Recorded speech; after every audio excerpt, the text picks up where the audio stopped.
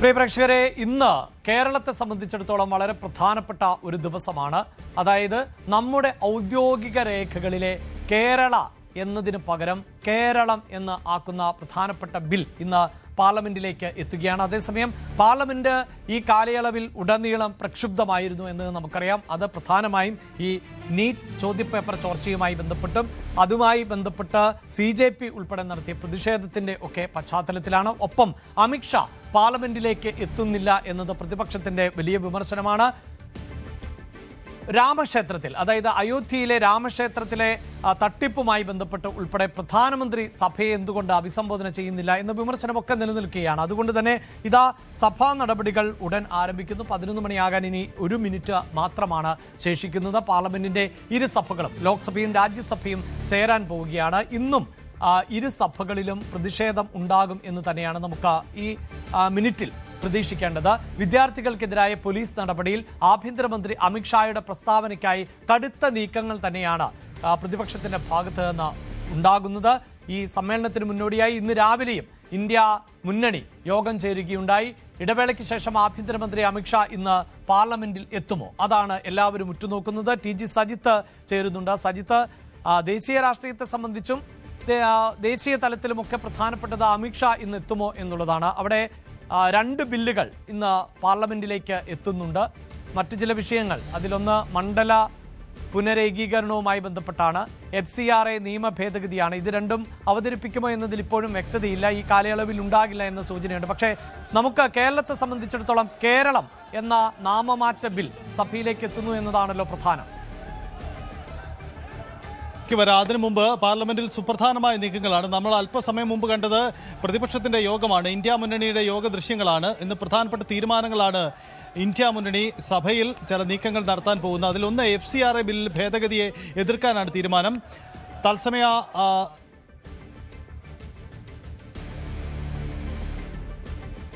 ലോക്സഭ പിരിഞ്ഞു. ഇന്ന് ചെയറിൽ മലയാളിയായ NK പ്രേമചന്ദ്രനെയാണല്ലോ നമുക്ക് തുടക്കത്തിൽ കാണാൻ സാധിച്ചത്.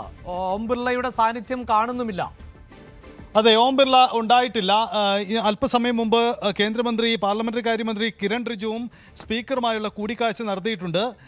ഇന്ന് സഭയിൽ പ്രതിപക്ഷം സ്വീകരിക്കാൻ പോകുന്ന 2 സുപ്രധാനമായ നീക്കങ്ങളാണ്. ഒന്ന്, ആഭ്യന്തരമന്ത്രി ഈ വിഷയത്തിലെ പ്രസ്താവന, അതായത് മുമ്പുണ്ടായ വിദ്യാർത്ഥികൾക്കെതിരായ അതിക്രമ വിഷയത്തിലെ പ്രസ്താവന, ഈ വിഷയത്തിൽ ഊന്നി നിന്നുകൊണ്ട് തന്നെ നിലപാടെടുക്കും.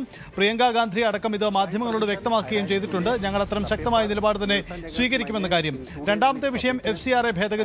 FCRA ഭേദഗതിയും കേന്ദ്ര സർക്കാരിന്റെ നീക്കത്തെ പ്രതിപക്ഷം എതിർക്കാനാണ് നീക്കം. ഇന്ത്യ മുന്നണി സംബന്ധിച്ച് തീരുമാനത്തിലേക്ക് വന്നു എന്നാണ് മനസ്സിലാക്കുന്നത്. നമ്മളിപ്പോൾ സ്ക്രീനിന്റെ ഇടതുവശത്ത് കാണുന്ന ദൃശ്യങ്ങൾ ഇന്ന് പാർലമെന്റ് സമ്മേളനത്തിന് തൊട്ട് മുമ്പ് പ്രതിപക്ഷ MPമാർ നടത്തിയ പ്രതിഷേധം, പാർലമെന്റിന് മുമ്പിൽ നടത്തിയ പ്രതിഷേധമാണ്. FCRA അടക്കമുള്ള വിഷയങ്ങൾ നോക്കൂ. പ്ലക്കാർഡുകൾ ഉയർത്തിക്കാട്ടുന്നത് അമിത്ഷായ്ക്കെതിരെയാണ്. അമിത്ഷാ ഇതുവരെയും പാർലമെന്റിൽ എത്താത്തതുമായി ബന്ധപ്പെട്ടാണ്.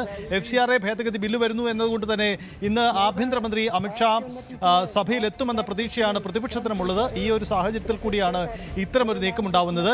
FCRA ഭേദഗതി ബില്ല് അവതരിപ്പിച്ച് പാസാക്കാൻ കേന്ദ്രം നീക്കം നടത്തുമ്പോൾ മറുവശത്ത് കേന്ദ്രമന്ത്രി അമിത്ഷാ വിശദീകരിക്കേണ്ടി വരുന്നത് മറ്റു വിഷയങ്ങളാണ് എന്ന വാദമായിരിക്കും പ്രതിപക്ഷത്തു നിന്നും ഉയർത്തുക. അത്തരം നീക്കങ്ങളാണ് ഉണ്ടാവുന്നത്. സഭയുടെ ഇരു സഭകളിലും സമാന നീക്കങ്ങൾക്കാണ് സാധ്യത. ലോക്സഭ ചേർന്നപ്പോൾ തന്നെ പിരിയുന്നു. അതേസമയം രാജ്യസഭയിൽ നടപടിക്രമങ്ങൾ തുടരുന്നു എന്നാണ് നമുക്ക് ദൃശ്യങ്ങളിൽ നിന്നും മനസ്സിലാവുന്നത്. എന്തായാലും കടുത്ത നീക്കങ്ങൾക്ക് തന്നെ പ്രതിപക്ഷം ഒരുങ്ങുന്നു എന്നതാണ് സാഹചര്യം. ഒപ്പം അഭിലാഷ് തുടക്കത്തിൽ സൂചിപ്പിച്ച കേരളത്തിന്റെ പേര് മാറ്റുന്നതുമായി ബന്ധപ്പെട്ട്, ഔദ്യോഗികമായി കേരളമെന്ന് മാറ്റുന്നതുമായി ബന്ധപ്പെട്ട് സുപ്രധാനമായ ബില്ലും ഇന്ന് സഭയിലേക്ക് വരികയാണ്. എന്തായാലും ബില്ല് ഇന്ന് തന്നെ സഭയിലേക്ക് എത്തും എന്നുള്ളതാണ്. പക്ഷേ ഇപ്പോൾ ലോക്സഭ പിരിഞ്ഞിരിക്കുന്നു. 12 മണിവരെ ലോക്സഭാ നടപടികൾ നിർത്തിവെച്ചിരിക്കുന്നു. രാജ്യസഭാ നടപടികൾ ഇപ്പോഴും തുടരുന്നു എന്നതാണ്. ഒരുപക്ഷെ രാജ്യസഭയിലും പ്രതിഷേധം കനപ്പിക്കാൻ തന്നെയാണോ സാധ്യത? തീർച്ചയായിട്ടും രാജ്യസഭയിലും സമാനമായ നീക്കങ്ങൾ തന്നെയാണ് ഉണ്ടാവുന്നത്. ഇന്ത്യ മുന്നണി യോഗത്തിന്റെ തയ്യാറെടുപ്പുകളും അങ്ങനെ തന്നെയാണ്. അതായത് കോൺഗ്രസ് MPമാരോട് കോൺഗ്രസ് വിപ്പ് നൽകിയിട്ടുണ്ട്. ഈ പാർലമെന്റ് സെഷന്റെ എല്ലാ ദിവസവും സഭയിൽ ഉണ്ടാവണം, വിട്ടു നിൽക്കരുത് എന്ന വിപ്പ് നൽകിയിട്ടുണ്ട്. ഇന്ത്യ മുന്നണിയിലെ മറ്റ് കക്ഷികളോടും അവരുടെ MPമാരോടും അത്തരം അഭ്യർത്ഥന പോയിട്ടുമുണ്ട്. അപ്പോൾ ആ നീക്കങ്ങൾ സഭകളിൽ ഉണ്ടാകുമെന്നാണ് നമുക്ക് പ്രതീക്ഷിക്കേണ്ട പ്രധാനപ്പെട്ട കാര്യം. അത്തരം നീക്കങ്ങൾ ഉണ്ടാവും രാജ്യസഭയിലും ഒപ്പം തന്നെ ലോക്സഭയിലും. അതായിരിക്കും സാഹചര്യം.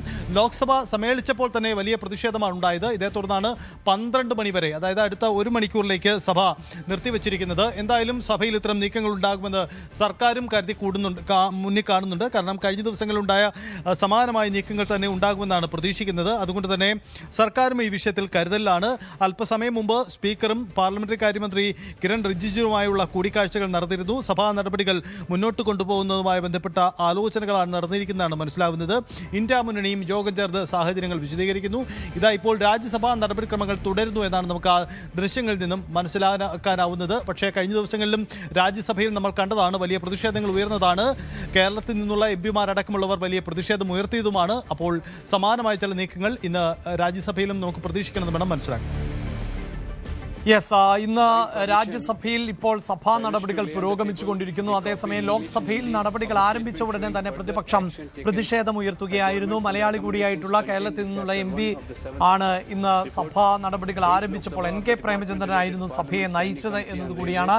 അമിത്ഷാ എവിടെ എന്ന പ്രധാന ചോദ്യം ഇപ്പോഴും പ്രതിപക്ഷം ഉന്നയിച്ചുകൊണ്ടേ ഇരിക്കുന്നു. ഒപ്പം പ്രധാനമന്ത്രി എന്തുകൊണ്ടാണ് ഈ രാമക്ഷേത്ര വിവാദത്തിൽ ഉൾപ്പെടെ മറുപടി പറയാത്തത് എന്ന ചോദ്യവും പ്രതിപക്ഷം ഉന്നയിക്കുന്നുണ്ട്. ഈ വിഷയത്തിൽ പ്രതിപക്ഷം നിലപാട് കടുപ്പിക്കുകയാണ്. അതേസമയം സഭാ സമ്മേളനം അവസാനിക്കാൻ ഇനി ദിവസങ്ങൾ മാത്രമേ ഉള്ളൂ. ഈ ആഴ്ച സഭാ സമ്മേളനം അവസാനിക്കുകയാണ്. അതിനിടെയാണ് നിർണായകമായ പല ബില്ലുകളും സഭയിലേക്ക് എത്തുകയും ചെയ്തത്. ഒപ്പം കേരളത്തിന്റെ പേര് കേരളം എന്ന് ഔദ്യോഗികമായി മാറ്റുന്ന ബില്ലും ഇന്ന് ലോക്സഭയിൽ എത്തും.